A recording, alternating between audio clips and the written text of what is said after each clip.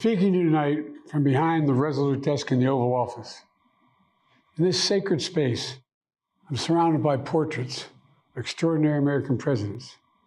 Thomas Jefferson wrote the immortal words that guide this nation. George Washington, who showed us presidents are not kings. Abraham Lincoln, who implored us to reject malice. Franklin Roosevelt, who inspired us to reject fear. I revere this office, but I love my country more. It's been the honor of my life to serve as your president. But in the defense of democracy, which is at stake, I think is more important than any title. I draw strength and I find joy in working for the American people. But this sacred task of perfecting our union is not about me. It's about you, your families, your futures. It's about we, the people. We can never forget that. And I never have. I've made it clear that I believe America is at an inflection point. One of those rare moments in history when the decisions we make now will determine our fate of our nation and the world for decades to come. America's going to have to choose between moving forward or backward, between hope and hate, between unity and division. We have to decide, do we still believe in honesty, decency, respect, freedom, justice, and democracy? In this moment, we can see those we disagree with not as enemies, but as fellow Americans. Can we do that? Does character in public life still matter? I believe I know the answer to these questions because I know you, the American people. And I know this, we are a great nation because we are good people. When you elected me to this office, I promised to always level with you, to tell you the truth. And the truth, the sacred cause of this country is larger than any one of us. And those of us who cherish that cause, cherish it so much, the cause of American democracy itself, must unite to protect it.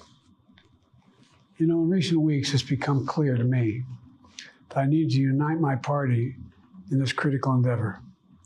I believe my record as president, my leadership in the world, my vision for America's future, all merited a second term.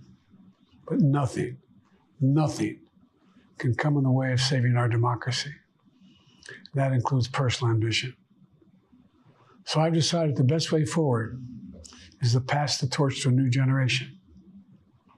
That's the best way to unite our nation. You know, there is a time and a place for long years of experience in public life. There's also a time and a place for new voices, fresh voices, yes, younger voices. And that time and place is now. Over the next 6 months, I'll be focused on doing my job as president.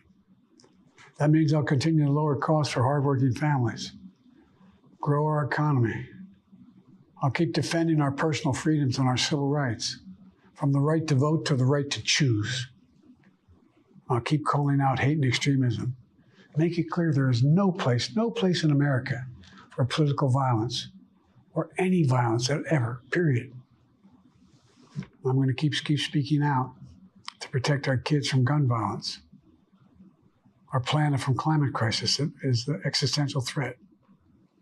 And I will keep fighting for my cancer moonshot so we can end cancer as we know it, because we can do it.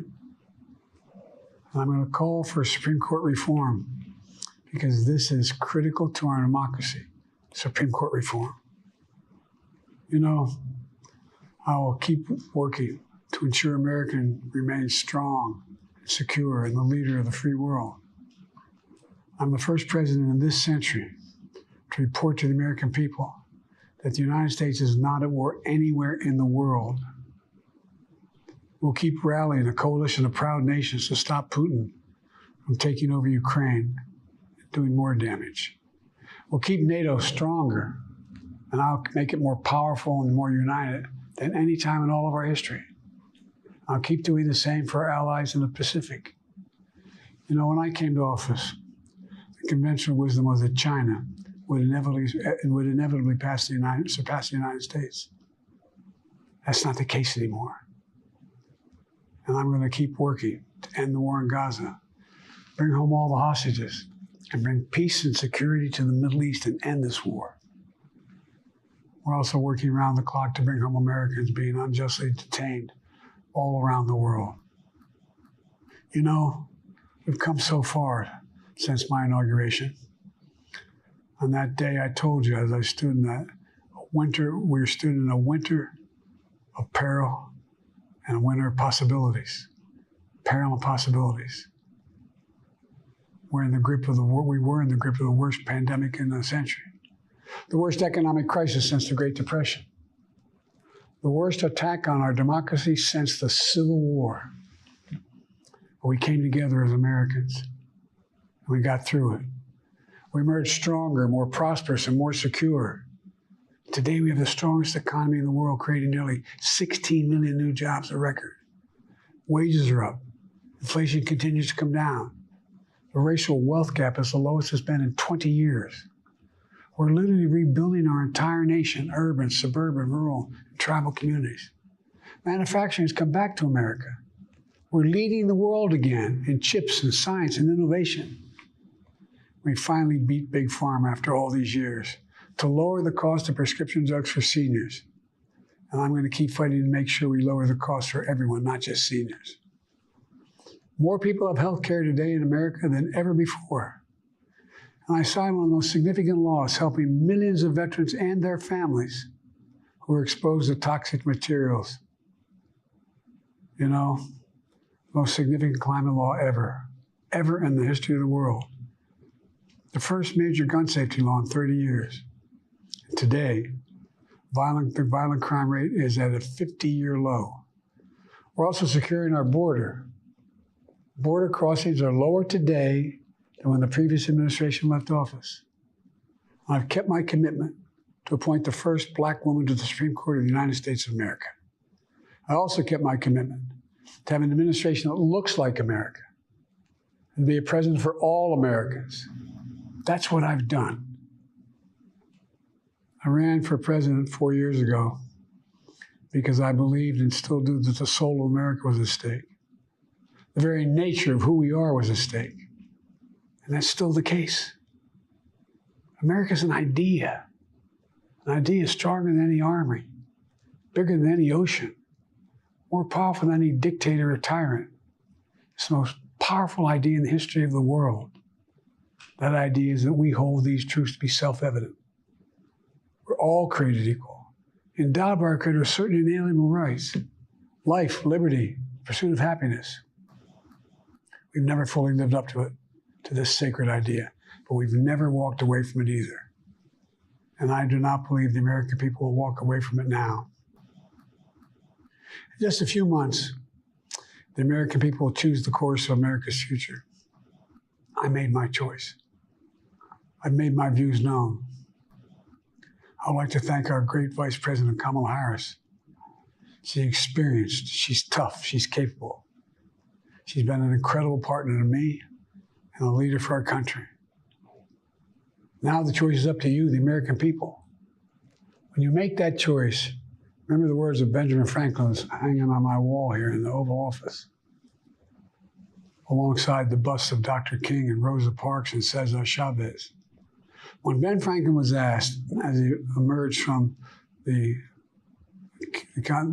convention going on, whether the founders have given America a monarchy or republic, Franklin's response was, a republic, if you can keep it. A republic, if you can keep it. Whether we keep our republic is now in your hands. My fellow Americans, it's been the privilege of my life to serve this nation for over 50 years. Nowhere else on earth could a kid with a stutter, from modest beginnings in Scranton, Pennsylvania, and Claymont, Delaware, one day sit behind the resolute desk in the Oval Office as President of the United States. But here I am. That's what's so special about America. We're a nation of promise and possibilities, of dreamers and doers, of ordinary Americans doing extraordinary things. I've given my heart and my soul to our nation, like so many others. I've been blessed a million times in return with the love and support of the American people. I hope you have some idea how grateful I am to all of you. The great thing about America is here, kings and dictators do not rule, the people do. History is in your hands. The power is in your hands. The idea of America lies in your hands. You just have to keep faith, keep the faith, and remember who we are. We're the United States of America, and there's simply nothing beyond our capacity when we do it together. So let's act together, preserve our democracy. God bless you all. May God protect our troops. Thank you.